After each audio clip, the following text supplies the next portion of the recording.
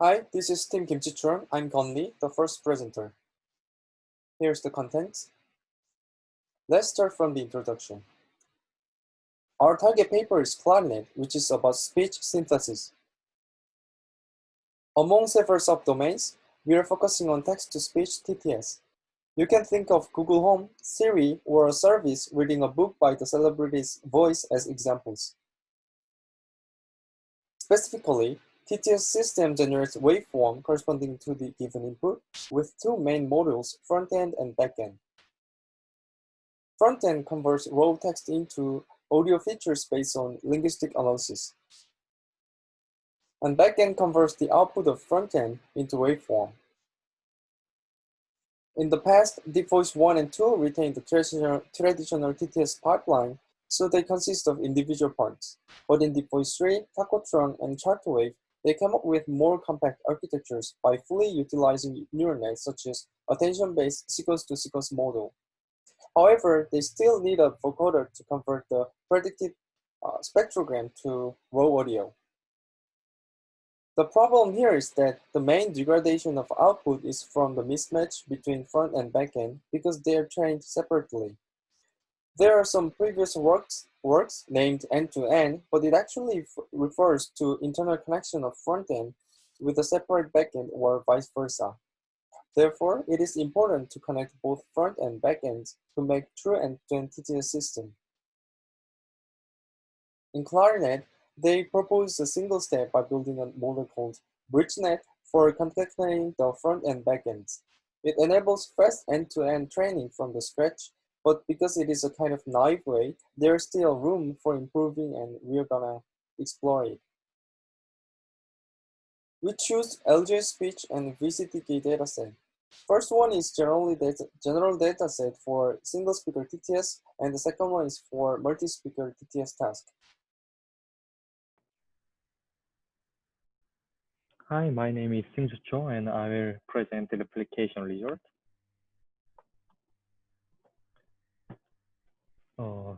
So in Clarinet, they use Deep Voice 3 for the front end and Gaussian IAF WaveNet, which is their improved version of parallel WaveNet for the backend. And in the middle, the BridgeNet is for connecting them. We are replicating them one by one and connecting them as paper did. We found the original Deep Voice 3 implementation, and we built front-end part of Clarinet based on this Deep Voice 3. Original Deep Voice 3 is a front-end module for text-to-synthesis, which is takes textual feature and generates the vocoder parameters. You can extract these vocoder parameters from audio source by running preprocess.py.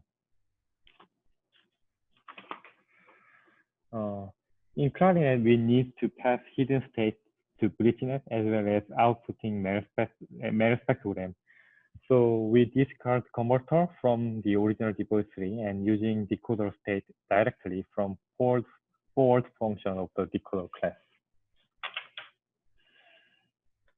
And this slide is about the BridgeNet, which is connecting the front part and backend part. In more detail, it pre-process the hidden representation from the decoder and predict log linear spectrogram, which is used in calculating the loss function. The objective of BridgeNet is temporal processing of hidden representation and upsampling. The input of the BridgeNet is the hidden status of decoder, and it is the per time step hidden representation from 80 per second.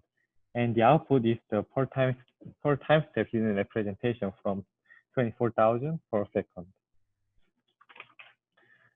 And here the convolutional block, which is used for temporal processing, and it consists of GLU gate and ledger block and scaling part.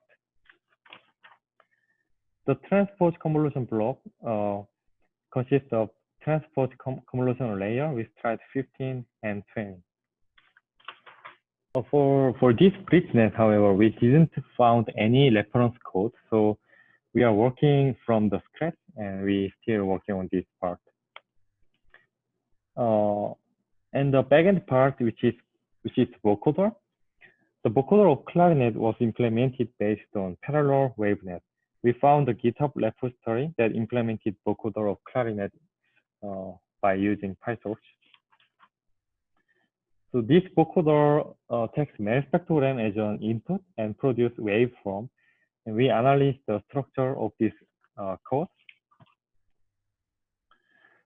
First, preprocess.py converts LJ speech dataset into mail spectrogram using some specific library. And since we need mail spectrogram and waveform for training vocoder, and the data format of LJ speech is the waveform, we have to convert that waveform into mail spectrogram. The parallel wavenet has teacher and student model. Wavenet teacher model and training was implemented in wavenet.py and train.py.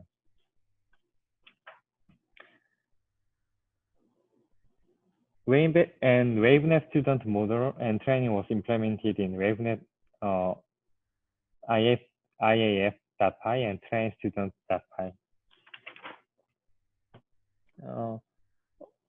And for whole training process, we first train wavenet teacher model. Then we train wave student model with distilled knowledge from wavenet teacher. We distill the knowledge by calculating KL divergence between teacher and student model as a loss and backpropagate. KL divergence loss was implemented in loss.py and modules.py. And here is our plan. For 1 week, we will finish the 3-part DPoE3 BridgeNet wavenet. And for remaining 2 weeks, we will merge each part and improve replicate result and do some hyperparameter tuning, and we will complete the final version of Clarinet and evaluation by calculating the mean opinion score.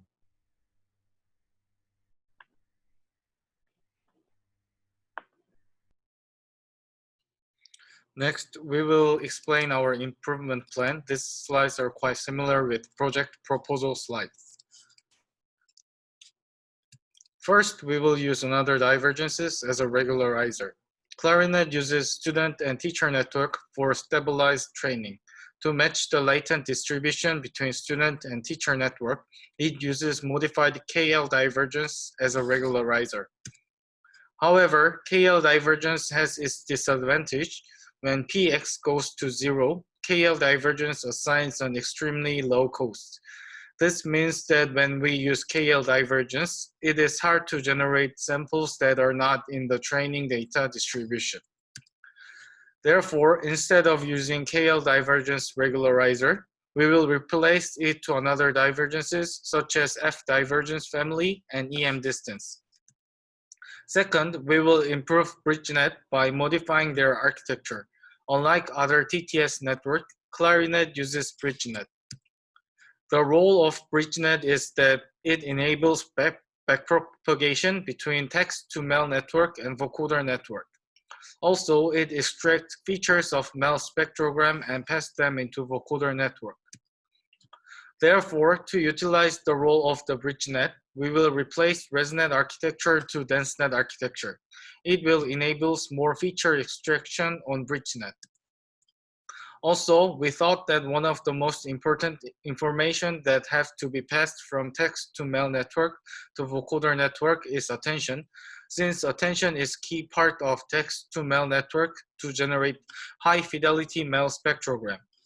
Therefore, we will add attention information explicitly to BridgeNet, which will help BridgeNet to extract more features. Next, we will replace text-to-mail network and vocoder network of Clarinet to newly invented ones, such as GAN-based text-to-mail network or wave-flow vocoder. And this is end of our presentation, and thank you for listening.